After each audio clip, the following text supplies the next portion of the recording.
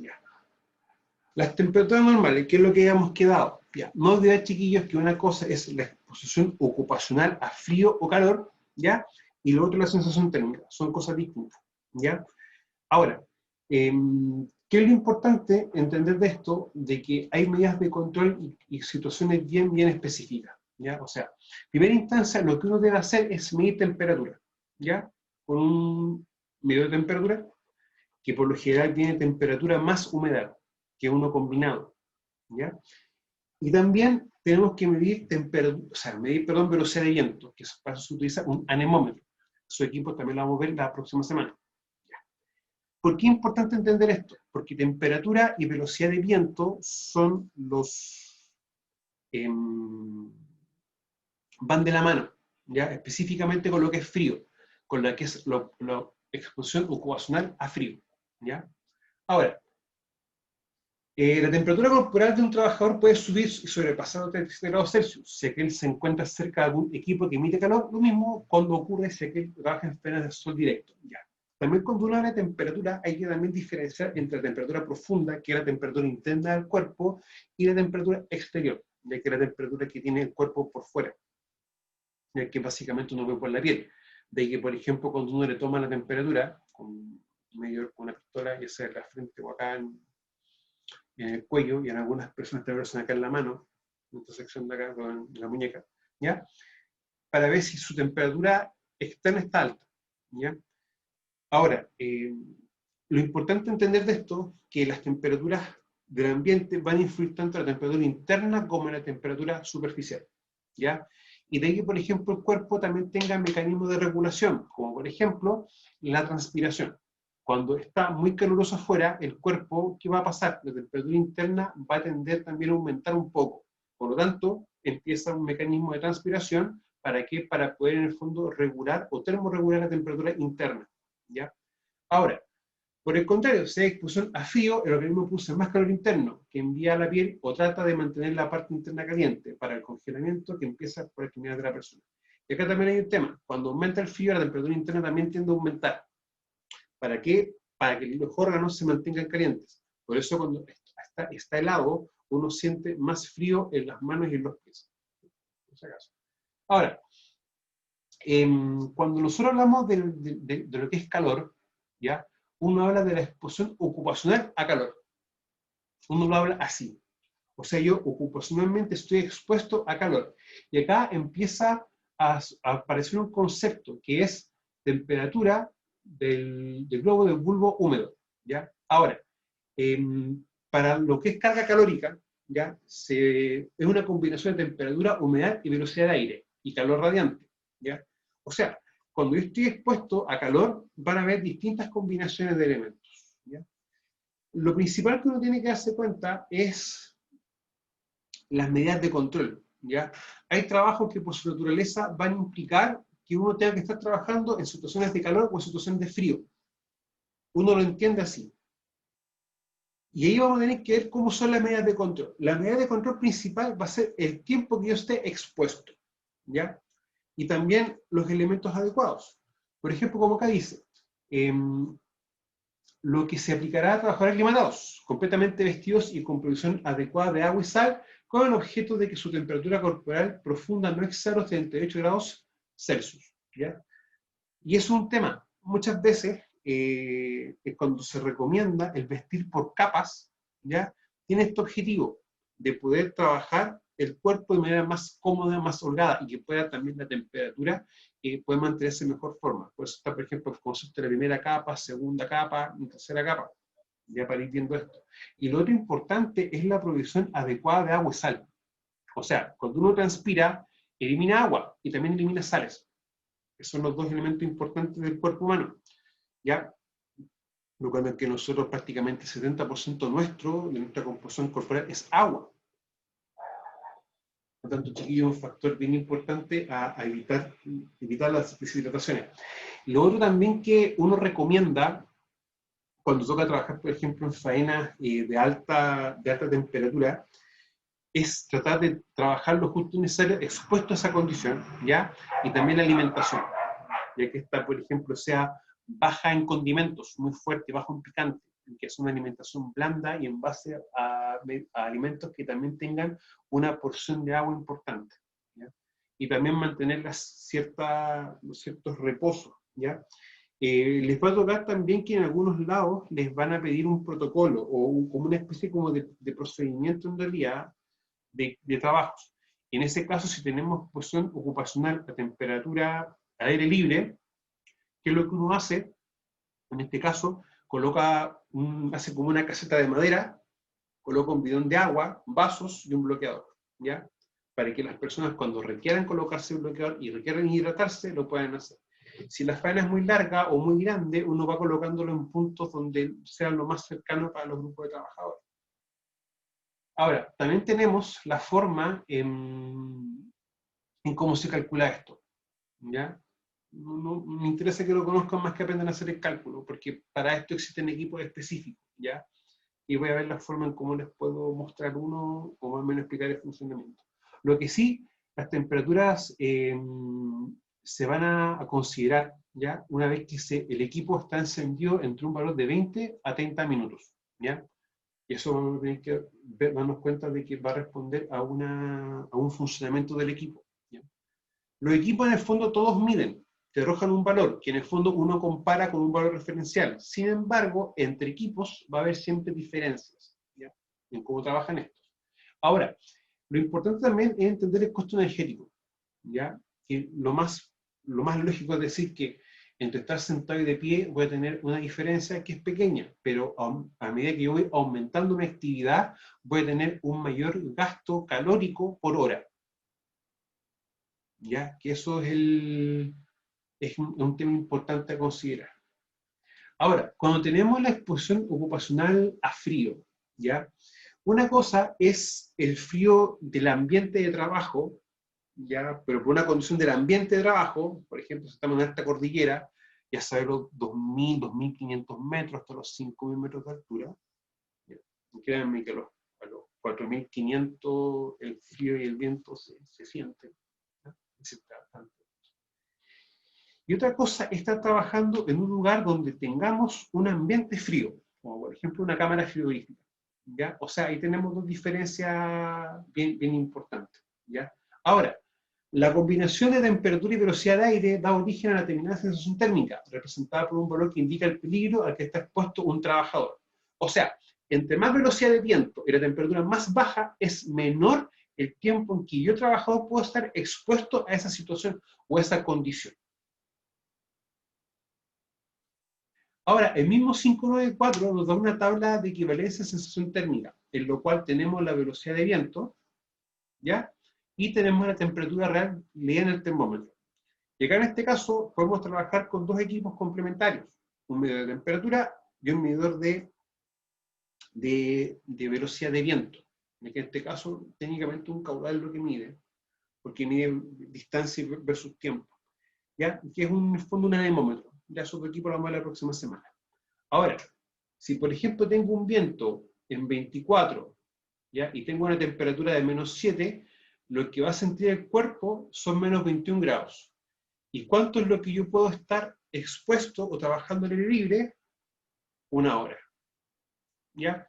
Pero ¿qué pasa si tengo 48 de velocidad, kilómetros por hora? Y aquí ya sobre los 24 hacia arriba, ya es bastante complejo el estar trabajando, incluso mantenerse en pie. A veces bien, y más cuando tenemos ráfagas cambiantes, que en el fondo pasa, por ejemplo, dentro de un rango de 24 a 60 y tanto. Esa ráfaga cambiante hace que uno hasta se caiga, se bota. Bastante forma de hacer eso. Incluso a veces las puertas de las camionetas, cuando uno las abre, estando esa temperatura, esa velocidad de viento, te las cierra de golpe. ¿Ya? Si tenemos, por ejemplo, menos 48 y tenemos menos 29, lo que uno va a sentir son menos 62 grados Celsius. Y el gran peligro, el cuerpo se puede congelar en 30 segundos. O sea, prácticamente cuando ya tenemos estas situaciones de acá, no podemos estar expuestos mucho tiempo. Y de hecho, incluso acá dice, aumenta el peligro de que el cuerpo expuesto se congele en un minuto. Cuando ya empezamos a tener estas situaciones de acá. Ahora, lo importante, deberá proporcionarse una ropa adecuada, la cual no será muy ajustada y fácilmente desabrochable y sacable. ropa exterior en contacto con el medio ambiente deberá ser de manera aislante. Y en los casos de peligro por exposición al frío deberán alternarse periodos de descanso en zonas temperadas con trabajos adecuados. El tema de alternancia, en estar en lugares con temperatura más favorable al cuerpo, también aplica para calor. O sea, estoy con calor, estoy trabajando al aire libre, luego voy a un lugar que esté bajo techo, me hidrato correspectivamente, ¿ya? Y luego puedo salir. Acá en este caso uno va a un lugar que esté más temperado y uno toma más líquidos calientes, ¿ya? O sea, el tema también de gran altura implica que uno también modifique a veces ciertos hábitos alimenticios, ya desde el sentido de beber más agua, porque como el aire está más, las moléculas de aire están más dispersas y cuesta un poco más respirar, y el tomar abundante agua también ayuda a proporcionar al cuerpo una cantidad importante de oxígeno, pero es también porque el cuerpo trabaja distinto, o sea, uno no metaboliza bien, o no digiere bien ciertos elementos como carnes rojas, por ejemplo, o elementos con mucha grasa y condimento. Por eso a esa altura a veces no es tan bueno comer cosas muy pesadas, porque el cuerpo de verdad no aguanta mucho. Ahora, las cámaras frigoríficas deberán contar con sistemas de seguridad y de vigilancia adecuados que faciliten la salida rápida de trabajadores en caso de emergencia. ¿Ya? Y esto también es importante entenderlo por si tenemos algún trabajo, se cierra la puerta de golpe, por ejemplo, y no sabemos si hay alguien adentro. Entonces, en algunos lugares colocan cámaras en las puertas o en ciertas secciones de la cámara frigorífica, pero también en la parte interna de la cámara tiene una manilla antipánico, que en el fondo uno la puede hacer apretarla con el cuerpo incluso, y uno puede salir, ya para evitar un riesgo de congelamiento. O en el fondo que la persona pueda morir por congelamiento. Recuerden que cuando uno está expuesto a frío, empieza a aparecer un principio que se llama hipotermia, ¿ya? Y también es muy común y recurrente que la gente como que subestima o no valora adecuadamente este riesgo y trabaja más tiempo de lo que debiese. Y ahí es complejo, ¿ya? En el sentido de que la persona empieza a empieza a congelarse. Y para que la persona tome una temperatura adecuada es un proceso bien complejo y bien delicado. O sea, no se puede llegar y aplicarle calor directamente.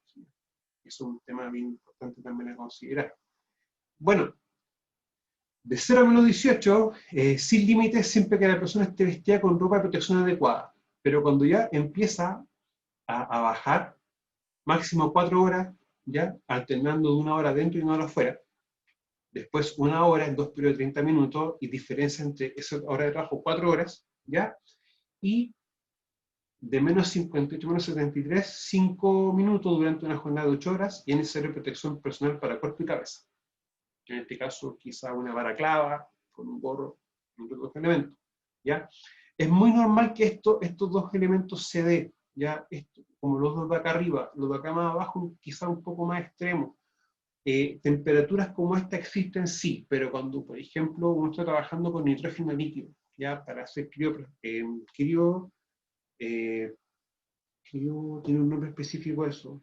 Es una preservación criogénica o criopreservación, algo así. No me recuerdo exactamente el nombre, pero esto se puede dar. Ahora, cuando uno está trabajando con fríos, con temperaturas de estos rangos, incluso sobre todo estos rangos, implica también el uso de guantes para las manos, ¿ya? Y acá también para los guantes existe también el concepto de las capas. Ojo, hay un guante delgadito, de una especie como de lanilla, que permite mantener la mano seca, ¿ya? Para que también veamos que existe ese elemento, por si acaso. Y después un guante externo que tiende a ser un guante más grueso. ¿Ya? Lo que es protección de manos, chiquillos, lo vamos a trabajar ya en el taller 3, ya en protección, en control de riesgo. Vamos a trabajar varias cosas con lo que es protección de manos. Yo insisto, las manos es súper importante porque es uno de los elementos que más se ve accidentado, con las partes del cuerpo en el fondo que participan más accidentes, y hay dedos que son complejos. O sea, si yo pierdo el dedo pulgar, no puedo hacer el efecto pinza. O sea, técnicamente me va a costar mucho agarrar, no sé, un vaso, etc. ¿Ya? Por eso que este dedo, no sé si recuerdan bien el concepto de los días cargo, este dedo, cuando la persona lo pierde, el dedo pulgar, tiene una cantidad de días cargo bastante alta. Es por ese concepto, más que nada. Iluminación. ¿Ya? siempre lo ideal es trabajar con iluminación adecuada, ya de día. De hecho, las maniobras de izaje, como por ejemplo poder mover carga de un punto hasta otro, o de un lugar a otro lugar, por lo general los mismos procedimientos estipulan que estos se realicen de día, ¿ya? Porque en el fondo es mucho más sencillo poder ver, ¿ya? Ahora, en el caso de que se tuviese que llegar a hacer de noche, que yo no comparto eso, ya a mí no me gusta hacer maniobras críticas de noche. Y es básicamente porque como son maniobras tan complejas, lo ideal es que la mayor cantidad de gente vea que se está haciendo eso, para que no ingrese a los lugares donde se están realizando dichas maniobras. Pero bueno, hay un tema ahí con eso. Muchas veces las empresas no tienen esa visión, ¿ya? Ahora, la iluminación importa mucho, sí, importa mucho, ¿ya? ¿Por qué digo importa mucho? Porque primero que todo es importante poder ver dónde uno está situado para evitar un riesgo tan simple como caerse al mismo nivel, ¿ya? Primera cosa. Segunda cosa, la iluminación que yo tenga en la habitación o en la sala o en la oficina va también a afectar nuestra vista, en el sentido de lo que son las pantallas, ¿ya? ¿Por qué razón motivo? Si tenemos una luz muy baja y las pantallas, la vista va a enfocarse mucho más en las pantallas, por lo tanto la fatiga visual va a ser mucho más alta y mucho más rápida, ¿ya? No nos olvidemos de que existen distintos filtros, por ejemplo, también para los lentes, como para las mismas pantallas, que uno puede regular la intensidad de la luz, primero, ¿ya? Y también trabajar o tener en cuenta el concepto de la luz azul. La luz azul, cuando uno está trabajando mucho tiempo, tiende a alterar los ritmos y los patrones de sueño, y entre otros efectos más, ¿ya? Por eso también hay que tomar ciertas precauciones, ya como el tema de los lentes, una correcta postura, ya que en el fondo uno no está agachado, sino que uno vea directa la pantalla. Y también alternar con tiempos de descanso, ¿ya? Para poder trabajar la fatiga visual.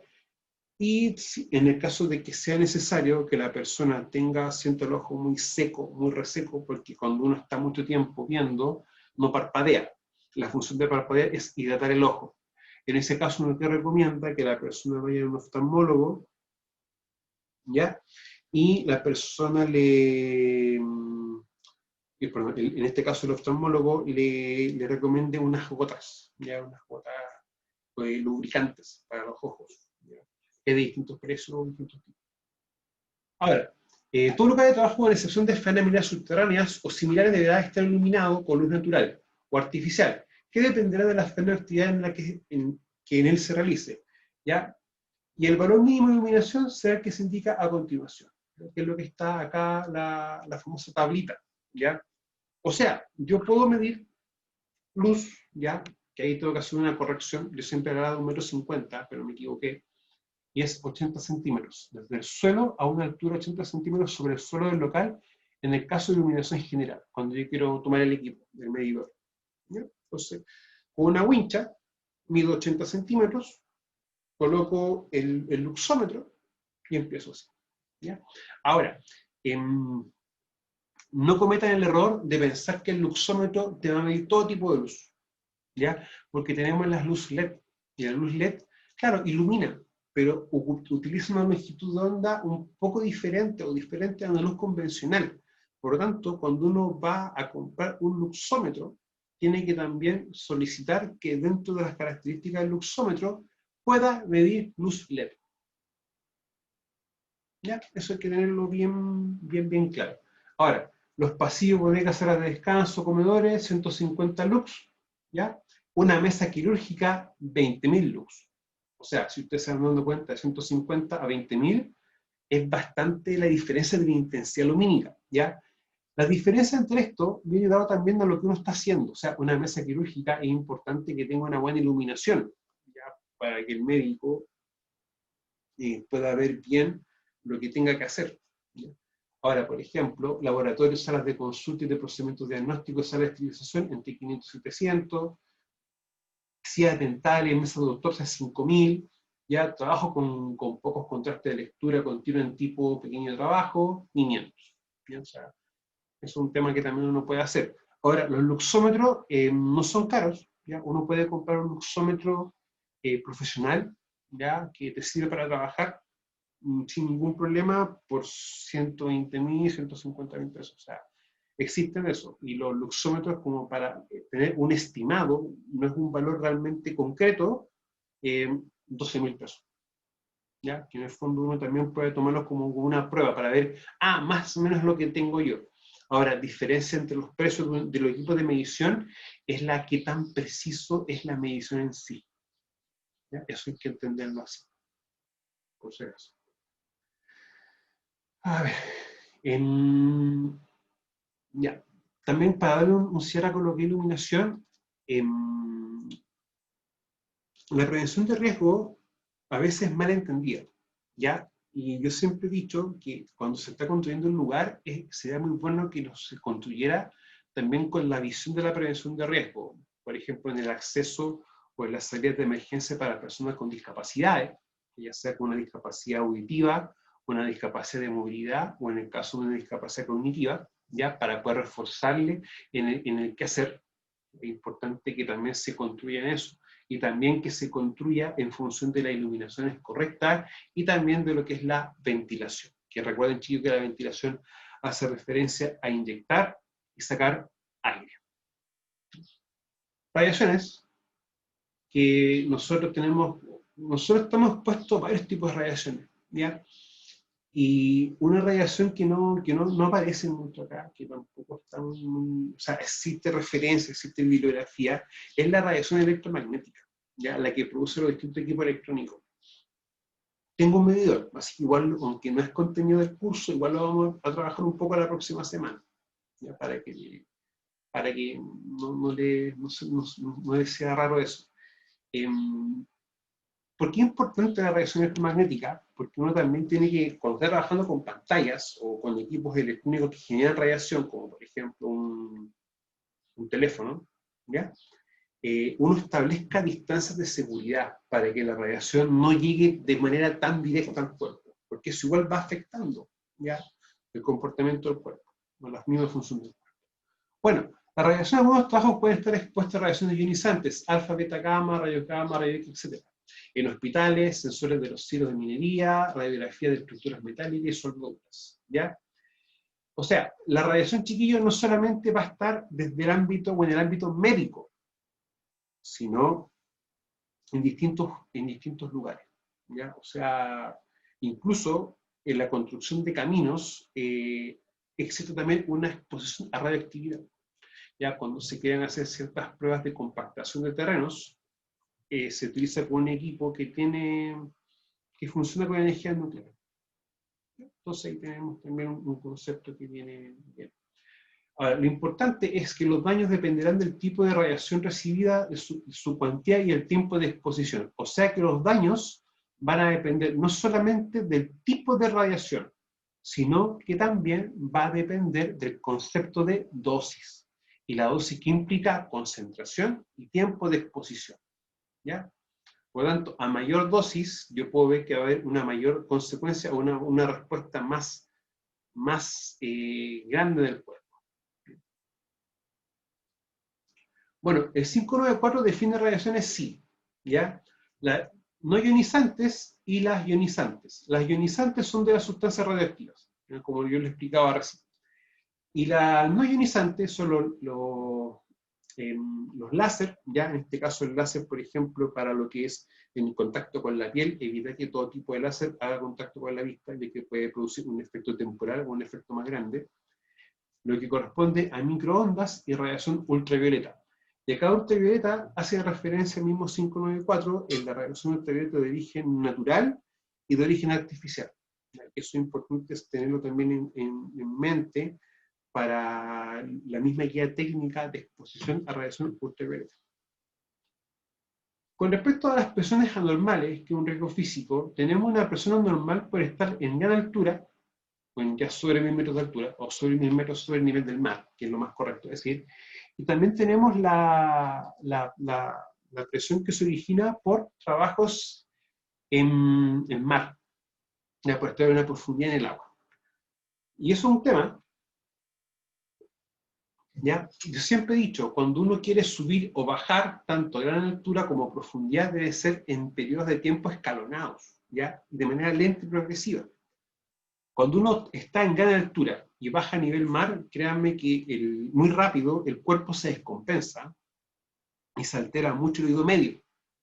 Bastante se altera. Y es un tema. Recuerden que el oído medio tiene la función del equilibrio de las personas, ¿ya? Por eso cuando uno está con otitis, uno como que va caminando en diagonal, ¿ya? Incluso es más, cuando alguien tiene una afección severa del oído medio, está conduciendo, tiende siempre a cargarse más al lado derecho de la vía, más a la berma, ¿ya? Y eso es así. Por lo tanto, es importante también tomar en cuenta eso. Bueno, ese elemento lo vamos a conversar mañana ya en la clase de transporte. Ahora, muchos trabajadores están sometidos a presiones mayores o menores que lo normal. El problema mayor radica principalmente en la descompresión súbita por el comportamiento de los gases de la sangre, en este caso por el nitrógeno. Y por otra parte, el otro problema es la menor presión parcial de oxígeno. El porcentaje se mantiene igual y solo se habla de falta de oxígeno. Y el organismo se adapta generando más glóbulos rojos. Y acá tenemos un tema que es bien complejo. Es el famoso mal de altura. Que la persona cuando está teniendo una exposición intermitente, eso en la realidad se define así desde el punto de vista ocupacional, cuando uno trabaja en gran altura, es una exposición intermitente. El cuerpo se empieza a adaptar, porque en el fondo hay oxígeno sí, pero las moléculas están más dispersas. Por lo tanto, ¿qué hace el cuerpo? Tiene que empezar a modificarse o generar alguna modificación temporal para poder captar más oxígeno. Y en este caso son los glóbulos rojos. Que recuerden que la sangre tiene glóbulos rojos y glóbulos blancos. Los glóbulos rojos se encargan de transportar el oxígeno dentro del cuerpo, ya sea por las arterias, por las venas y por los capilares. Y los glóbulos blancos, que son los linfocitos, ya que se encargan de todo lo que es la defensa del cuerpo ante algún agente patógeno. Ahora, ¿cuál es el problema? Que los glóbulos blancos tienen son como 4 clases. Y cuando tenemos un aumento de los glóbulos rojos, disminuyen esto de manera proporcional. ¿Ya? Ahora, ¿el cuerpo se puede recuperar de esto? Sí, se puede recuperar, pero no va a ser un día para otro, va a ser en un periodo de tiempo, incluso hasta un par de años. ¿Ya? Cuando la gente está trabajando en la altura, la sangre, al tener más cantidad de glóbulos rojos, en el fondo para poder captar más oxígeno, tiende también a ponerse más espesa, ¿ya? Por si acaso. Chiquillos, no sé si les quedó alguna duda de lo que estamos viendo ahora, ¿ya? Con respecto a esto. Que me la Profesor, dígame, Rodrigo. una consulta. Por ejemplo, en el caso práctico, yo tengo unos amigos que, bueno, trabajaban en el retail en La Serena, ¿Mm? en los departamentos electrónicos, estaban desde las 10 de la mañana casi hasta las 10 de la noche, sujetos a ese ruido y a esa luz de pantalla de cosas. Eso a la larga, aunque uno crea que solamente, por ejemplo, es la faena, también le trae repercusiones porque decían que llegaban con dolor de cabeza y toda la semana expuestos a eso. Sí. ¿También habría una especie de contaminación para ellos? O sea, va a haber un efecto en la práctica. O sea, ellos van a empezar a desarrollar ciertas patologías, ¿ya? Ahora, yo desconozco por qué no se ha considerado en muchos aspectos el retail, ¿ya? Porque ahí tú tienes una exposición a ruido. O sea, de hecho, Claro, tú le puedes preguntar a cualquier persona que trabaje en el centro o en un mall y te va a decir que lo único que quiere es que termine su jornada de trabajo porque el ruido que siente le llega hasta doler la cabeza. claro. ¿Ya? O sea, hay un tema con eso, ¿ya? Y a veces, mira, el riesgo está en la gente, pero las medidas de control a veces son más complejas de poder aplicar en esos contextos. Porque, por ejemplo, en una oficina, ya tú dices, perfecto, tengo que trabajar con pantalla, voy a tratar de trabajar a 1 metro de distancia, ¿ya? Y uno puede aplicar medidas de control. Pero en esos contextos va a ser muy difícil. Hay una rama en la seguridad o en la prevención de riesgo que se llama ergonomía. Bueno, la ergonomía en realidad es una rama de la salud. Y la ergonomía habla de un concepto que es adaptar el lugar de trabajo a la persona y no a la persona al trabajo. Entonces, en este tipo de trabajo a veces es más complejo poder ver o visualizar cómo aplicar medidas de control. Ahora, lo importante es darse cuenta cuando uno está expuesto a ruido es cuando uno termina la jornada de trabajo. Y ahí uno también se da cuenta que empieza a molestar la cabeza, empieza a doler, ¿ya? Y eso es un indicativo de que tú estás expuesto a ruido. ¿Ya? Miren, yo siempre he dicho, lo ideal cuando uno está trabajando con pantallas es estar por lo menos 1 metro, 70 centímetros, 1 metro. ¿Ya? De hecho, ustedes me ven que estoy a una distancia de la cámara, porque más o menos estoy casi 1 metro. Claro. Pero no en todos los lugares, como dice usted, se pueden dar las condiciones, más complejo. Más complejo. Mira, hacer control para agentes físicos en oficinas es mucho más sencillo. Es mucho más sencillo, porque tú tienes un lugar estático. Pero en cambio, un vendedor que tenga que trabajar en un retail es más complejo. Incluso, claro, la ley te da, por ejemplo, el tema de la ley de la silla, en el cual estipula que tiene que haber una silla para que tú puedas hacer descanso, entre otros parámetros. Pero aún así a veces es complejo. Claro. Entonces ahí tenemos un tema con eso. No sé, Rodrigo, si le respondí su pregunta. Sí, profesor, ¿Sí? gracias. Ya. Chiquillos, ¿alguien más tiene alguna pregunta, por favor? No, profe, me ¿No? quedó todo claro. Ya. Chiquillos, entonces nos vemos en la clase de mañana de transporte. Yo durante el transcurso del día les subo el video. ¿Ya? Y de igual forma las PPT, tanto de esta semana como de la próxima, ya están en Moodle, ¿ya? Para que las puedan empezar a observar. Ya, Ya, chiquillos, que tengan buen día. Ya, Cuídense profe. mucho. ya, Igual usted profe. cuídese. Chao. Chao, chao. Chao. Chao. Chao.